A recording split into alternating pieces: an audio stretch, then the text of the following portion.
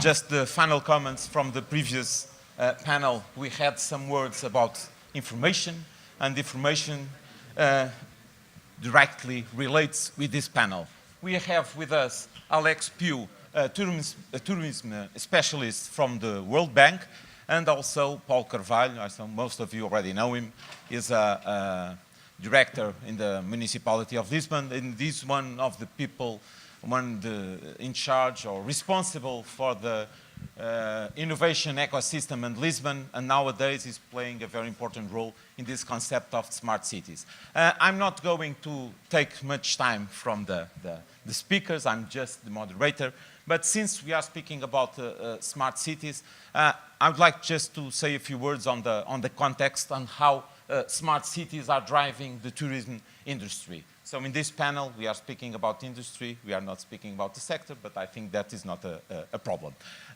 So what we have been watching through the evolution of times that we have the age of the empires, the age of nations, and today we live in the age of the cities. People, and we already heard some of the speakers today, speaking about cities as tourism destinations. And this evolution has also a parallel to the fact that people is coming to cities. Cities are where the value is created nowadays. And this has been boosting the generation of this concept of smart cities. How cities can, at the same time, be more efficient in the use of resources, how cities can be more inclusive, how cities can support also an innovation ecosystem and build on creating value upon startups. And this, all of this, when we think tourism, and when we heard in the opening that we are dealing with 3.5 million tourists nowadays,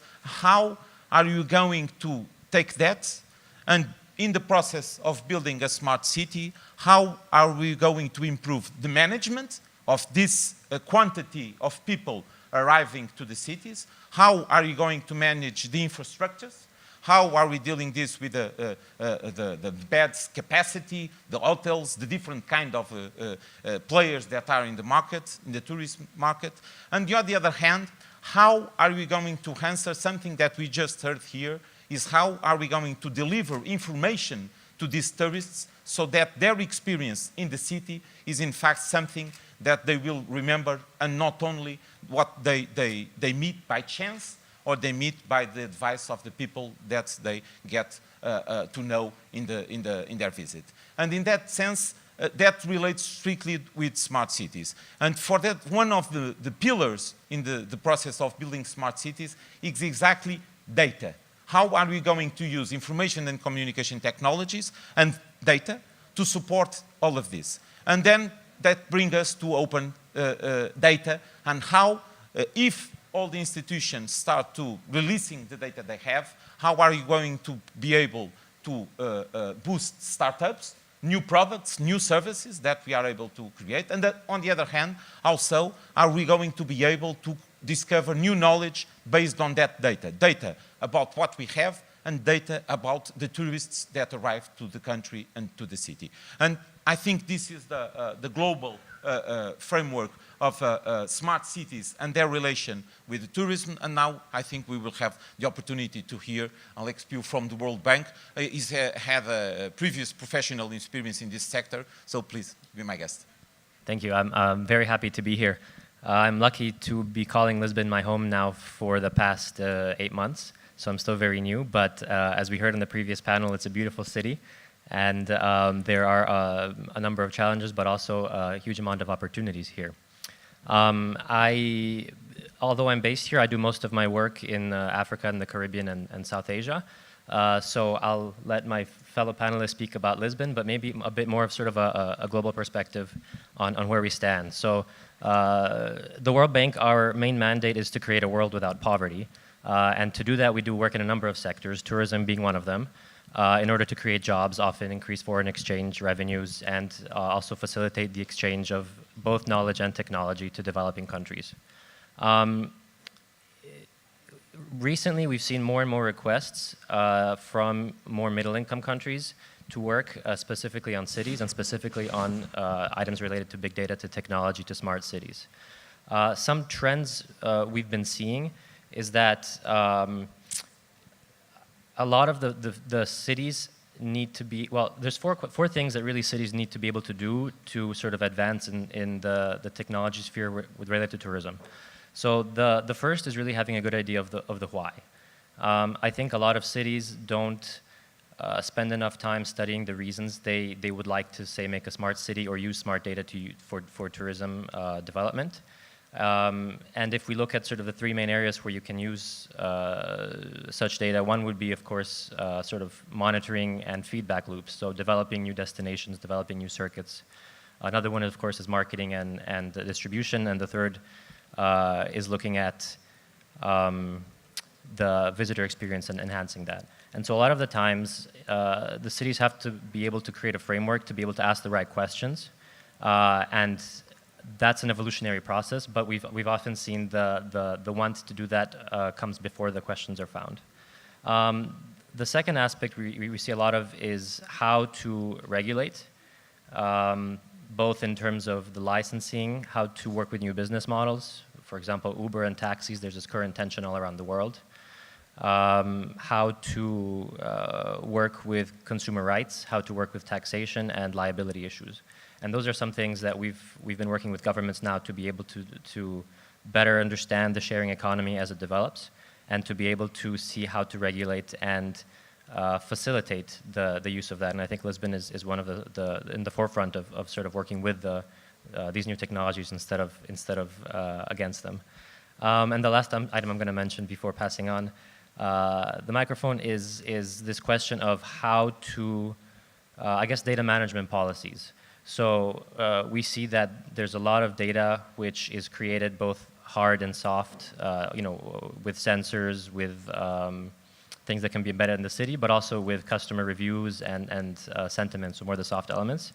And how the city shares and how the city approaches partnerships, because this data is really the value proposition. This is where the value is hidden. The more open this is, the more platforms are able to make this shareable. The more in the long term cities will be able to have a competitive advantage and also develop their full capacities in terms of smart cities using technology. Thank you, Alex. And now I'll give the floor to Paulo, since this is the subject that he's been working over the years, and tourism is one of the major aspects. So please. To be honest, tourism is not one of my responsibilities, so it's interesting that I'm here. So. The City Council started a strategy around economy, innovation, entrepreneurship, knowledge 5 years ago. It was on 26th of May, 2011. And we started when we were in the middle of a huge financial and economic crisis. No one cares and no one wants to hear about Portugal and Lisbon. And we started a strategy around these areas, around the attraction of companies, investment talents, and not just tourists.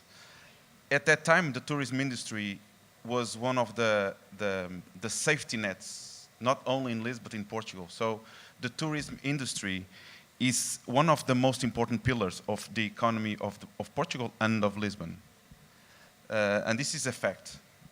And today, in the region of Lisbon, the tourism industry represents about 15% of the value added of the non-financial companies in the region, 15% of the employment in the region. So it's something very important for us.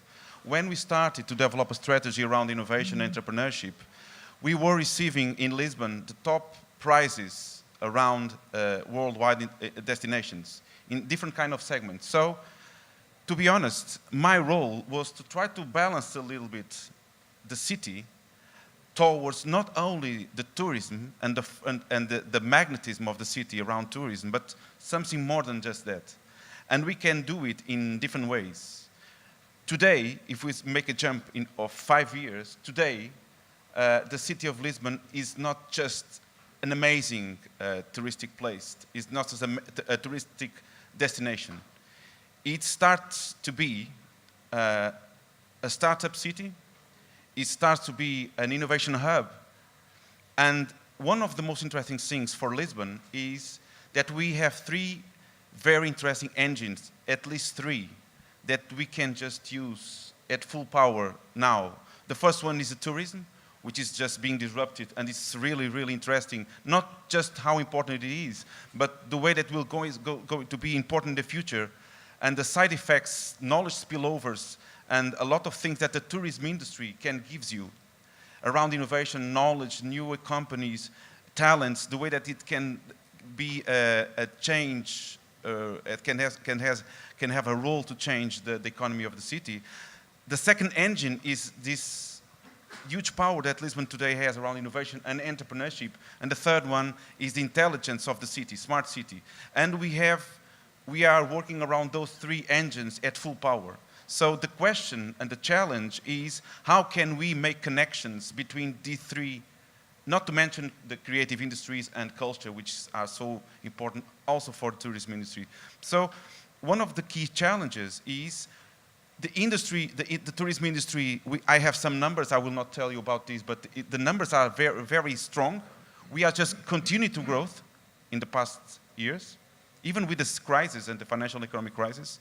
We have everything that you know about entrepreneurship. We are going to have Web Summit. We have a huge project around in a new area, 30,000 square meters, to locate new enterprises, new accelerators, new incubators, using the power and the traction of Web Summit. We have a very dense and dynamic entrepreneurial ecosystem, 15 incubators, several accelerators. Beta I is one of our top entities that foster these acceleration programs. Co-working spaces, fab labs, this movement around creative industry. So it's the connection between tourism, smart cities, and the innovation and entrepreneurship that the city of Lisbon today has all the potential to be transformed and to use everything in its own favor. So okay, just to start. Thank you very much. These two perspectives, first of all, we heard a little bit about the concerns about the need to have at a global level evaluation of what is going on in the touristic destinations with the potential that the smart cities and the growing of tourists brings towards regulation, some data privacy. But on the other hand, also we see that we have this potential of bringing together tourism, innovation, and smart cities and intelligent, and this in fact can boost the economic side. It's not a question of either or, but it's stronger together.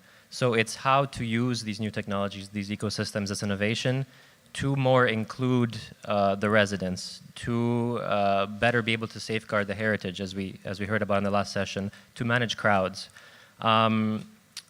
That goes back to asking the questions, why do you want to use sort of smart cities to manage your city? One example that to me is very interesting is crowd management. It could be concerts. We're actually working with Saudi Arabia to help with crowd management technologies in the Hajj, which is the single biggest gathering of people in the for a pilgrimage. In India, there's very small tourism destinations that have millions of people come to them, and so the idea is, how do you use such technologies? How do you use embedded sensors, for example, to count the number of people coming through?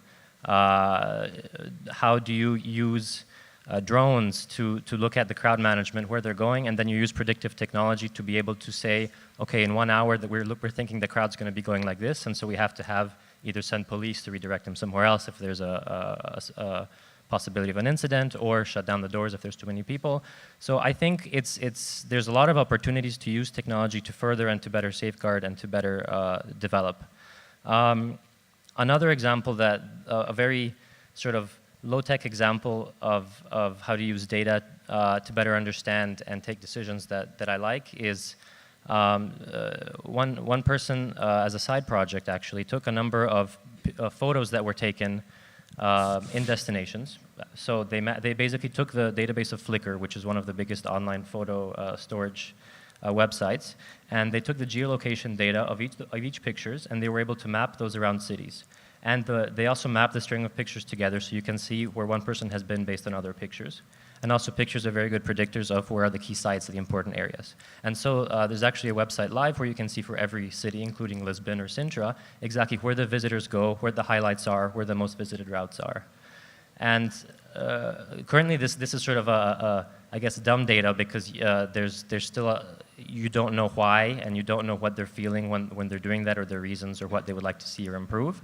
But you can see, for example, if you're looking to develop a new tourism site, and there's two very busy sections from one site to the other, then to be able to say, okay, we can help find a way to redirect the route and put sort of a budget to develop a site between those. So there's definitely very practical applications.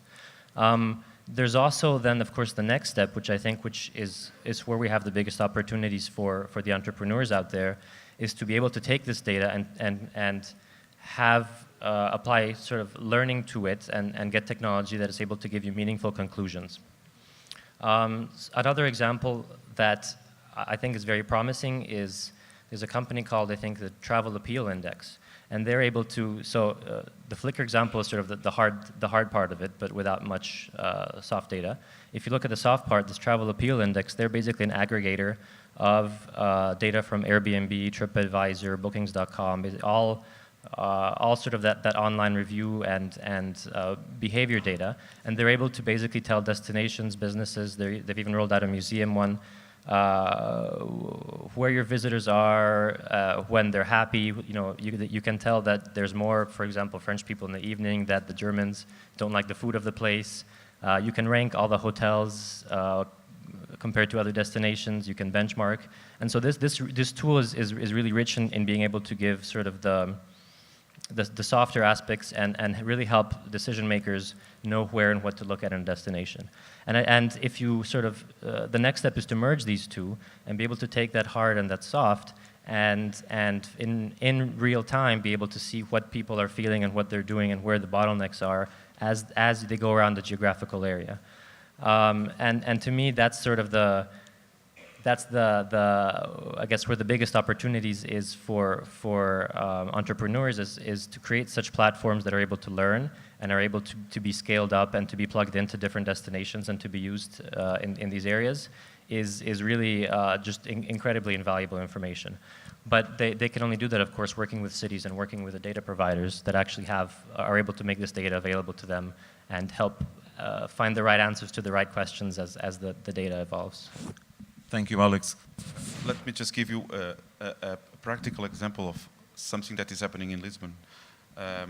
The city has several big projects around smart cities. The city of Lisbon just won last year the flagship project around smart cities supported by the European Commission, and is doing this project with London and Milan, the three leading cities. And this is like a 30 million project. It can be scalable, and it will have like 6 pilot projects around open data, developing an open intelligent platform so that we can aggregate and use data in our own favor, managing the city.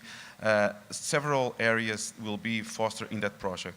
But there is another project that is linked with this one, which is like a huge investment that the city is doing right now, at this moment, which is the development of a new operational center. And the new operational center of the city of Lisbon will go from the emergency, the civil protection, from the management of the city in real time. So for us, the idea of investing hard now in data, in different kind of data, different kind of technologies, so that we can have more information in real time, will be critical for the city of Lisbon in the future.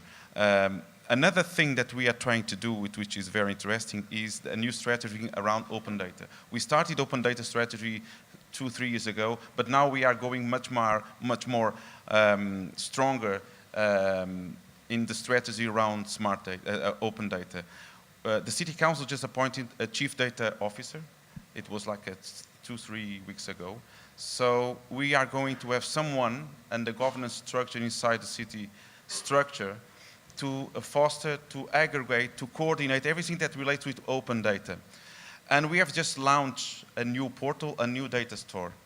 And we have made something even before this new appointment, which was, let's try to develop something that can trigger and the use and the aggregation of more open data, not only for the municipality, but also from private and public organizations. The city council signed a protocol with 30 entities, private companies, so that we can just start to get data, open data, from all of those companies.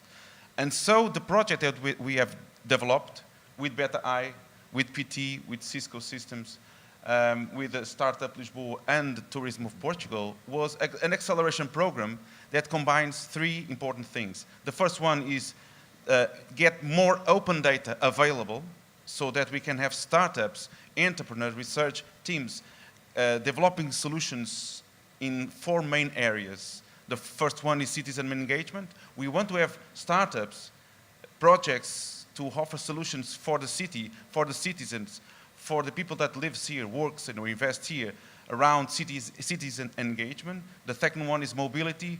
The third one, which is very important, is everything that relates with sustainability. And the fourth one is, of course, tourism. What the city has to offer besides open data and this way of getting more data available, not only from the municipality, is to offer the city itself.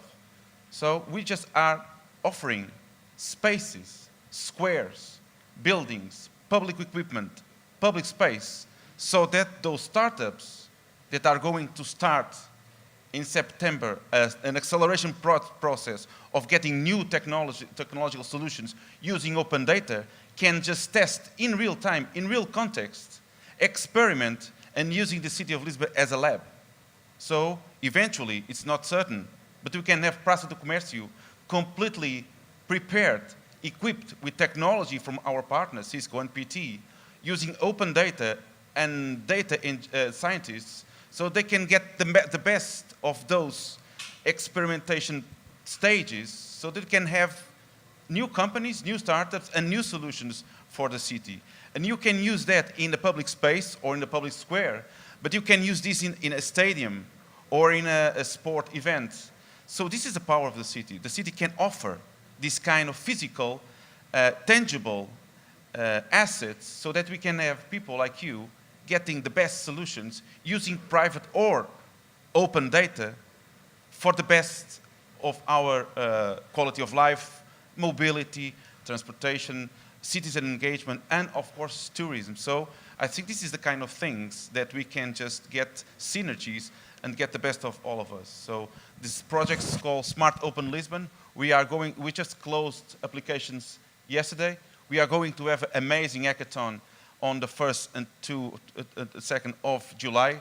And we are going to select the best 10 startups, projects that can get solutions for these four major areas. And this is an example of linking smart cities, data, open data, and entrepreneurship and tourism, and also other areas. Okay, thank you, Paul. Okay, so one of the other things that we already spoke here in this panel and also during the morning is the importance of communities, of neighborhoods, and this brings us to smart cities, to participation, to citizens' engagement, and in that sense, I would like to give the floor to the audience. Maybe you have some questions. We have here people that were presenting their startups, and maybe they have also something to say or to ask regarding these aspects of smart cities and how they can support tourism. Any questions?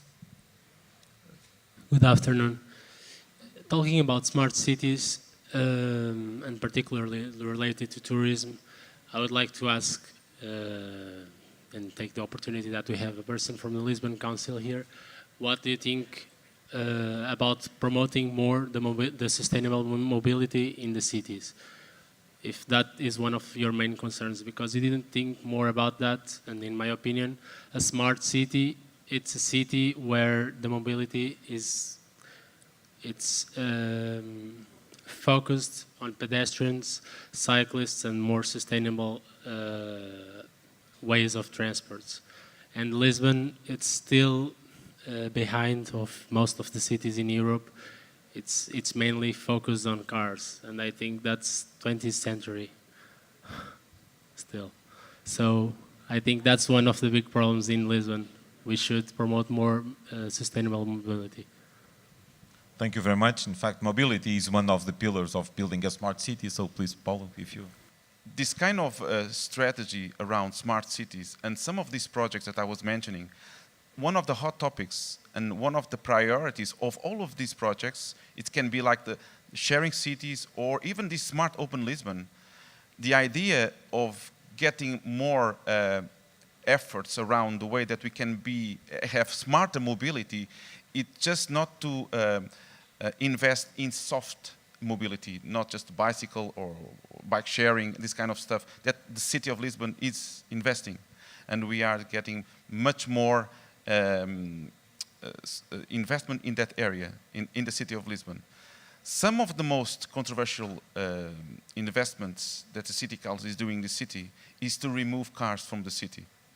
And one of the most audible critics to the city council is because we are getting cars out of the city. So it's not so straightforward, this kind of a discussion. But one of the most interesting things is that when you get more data, when you get your city more intelligent, one of the things that you can just improve is, for example, the parking. And we are going to have in all of these projects, experiments and projects around smart parking. Smart parking, it can be in very different ways. It's a very interesting way of getting much less traffic jams and improve the efficiency of mobility in the city. And we are going to have that kind of new projects in the city of Lisbon. So I think it's a critical area. I think the city of Lisbon has a lot to do, but in this area of smart cities and in these changes that we are seeing in the city of Lisbon, it's one of the key and most important areas that the city is investing. Thank you. I don't know, Alex, if you want to add something regarding your experience in other countries or cities regarding mobility.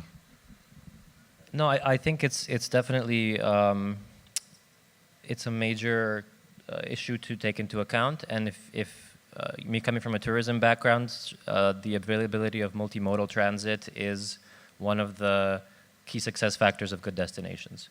I think every city has, it's different for every city based on, topographical features and the way that the streetscapes have evolved and the way that policies have evolved. Every city faces this this tension between cars versus other modes to some extent, and it really depends on, I guess, getting the voice out there of the people that advocate for the multimodal transit. So I think the city has been good at seeking citizen engagement and feedback from the public.